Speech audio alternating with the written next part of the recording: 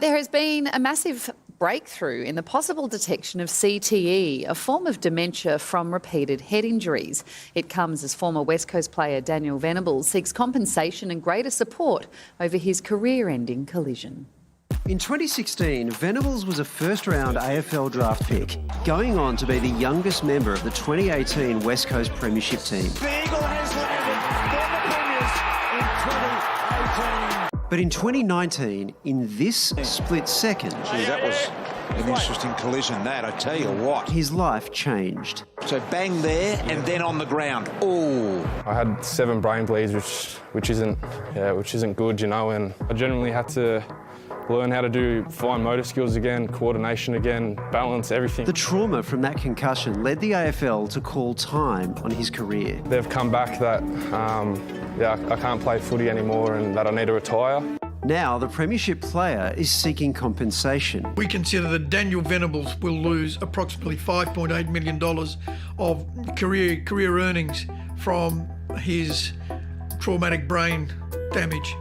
Daniel's family today revealing they knocked back a payout worth far less, which they say was inadequate. While Venables is the only player forced to retire due to his injuries, there's a long line of footy greats whose lives have been forever changed by head collisions. Frawley was suffering a degenerative brain disease. Polly Farmer suffered the crippling neurological disorder CTE. The late footy great suffered from a crippling neurological disorder at the time of his death.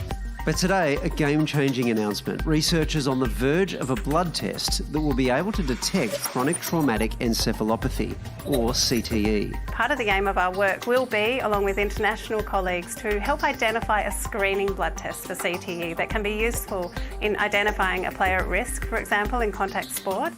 Their aim? To develop specific CTE biomarkers so it can be detected and treated early.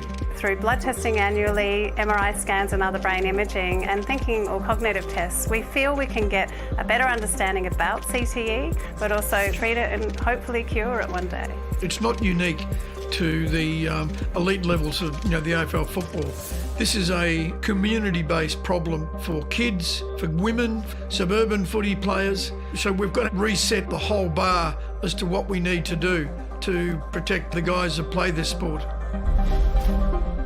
4-time Hawthorn Premiership hero and Brownlow medalist John Platten joins us now. Platts, you're planning on being assessed by the Macquarie Biobank. You've played more than 250 games for the Hawks. You've had your fair share of hits along the way. Do you fear that you may have CTE? Oh, look, it certainly has crossed my mind.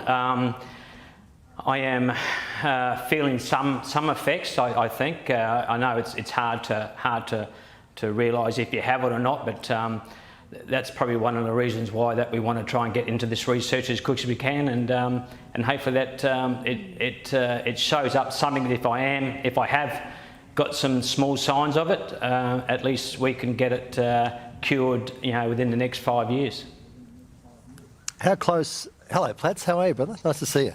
Hey, how close are you to actually getting a blood test? Have you had the blood test yet? Not so much a blood test. Over the last 5 or 6 years, I have been tested in Melbourne with Dr. Alan Pearce. So he's been giving me some concussion tests, which has been an ongoing thing for the last 4 or 5 years.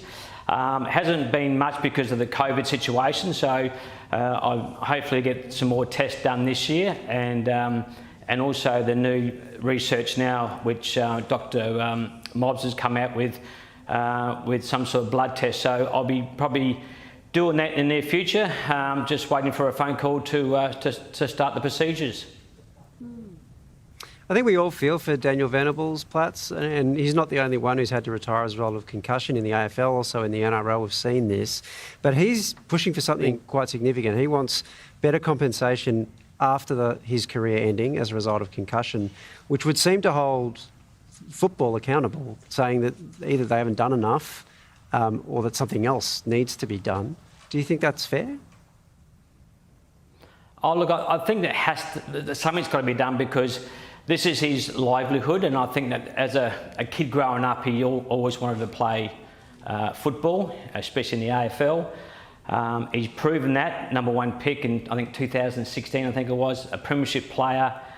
It is, you know, I'm not, you know, I don't know Daniel, but hopefully for his sake and his family, the West Coast AFL and also the AFL Players Association will come out and help him in some sort of capacity. So my thoughts go out for Daniel. I hope he can recover as quick as he can and get some sort of compensation back from football or back in life.